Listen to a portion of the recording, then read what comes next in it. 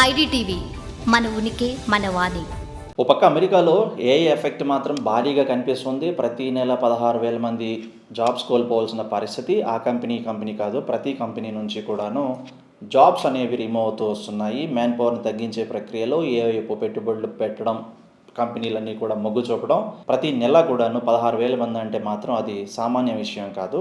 అక్కడ పనిచేస్తున్నటువంటి జెన్జీ ముఖ్యంగా ఇప్పుడే ఎంట్రీ లెవెల్స్లో ఉన్నవాళ్ళు, లేకపోతే హై ప్యాకేజ్ ప్రొఫైల్స్లో ఉన్నవాళ్ళు ఇద్దరూ ఫేస్ చేస్తున్న ప్రాబ్లమే.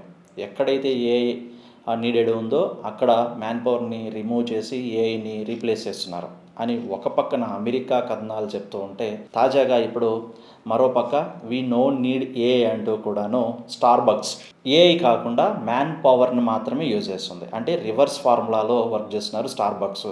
వాళ్ళు నియమించుకున్నటువంటి ఒక అడ్మినిస్ట్రేషన్ కేటగిరీలో ఈ అకౌంట్స్ సంబంధించి, లేకపోతే ఎంట్రీ లెవెల్కి సంబంధించినటువంటి డేటాలో కొంచెం మిస్టేక్స్ రావటం, అది పర్ఫెక్ట్గా ఎగ్జిక్యూట్ కాకపోవటము, ఒక చోట మిస్టేక్స్ రైజ్ అవ్వడంతో టోటల్ అక్కడ ప్రాసెస్ అంతా కూడా కొలాప్స్ అవ్వాల్సిన పరిస్థితి. అంటే ఇక్కడ ఏఐ అనేది సరిగా వర్క్ అవ్వలేదు, లేకపోతే కనుక ఏదో సమ్ మిస్టేక్ జరిగింది. దాంతో మొత్తానికి మ్యాన్ పవరే శరణ్యం అనుకొని స్టార్బక్స్ తిరిగి ఏఐని రీప్లేస్ చేసి తిరిగి అక్కడ మనుషులను పెట్టి అక్కడ వ్యవస్థను నడుపుతున్న పరిస్థితి. ప్రపంచంలో ఏఐ ఎఫెక్టు ఒక పక్కన ఇలా ఉంటే, స్టార్బక్స్ విషయంలో మాత్రం ఏఐ ఫెయిల్ అయిందని చెప్పాలి.